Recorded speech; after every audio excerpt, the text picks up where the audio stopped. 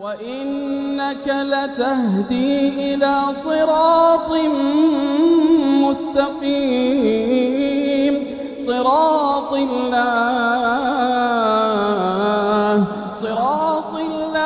الذي له ما في السماوات وما في الأرض ألا إلى الله تصير الأمور.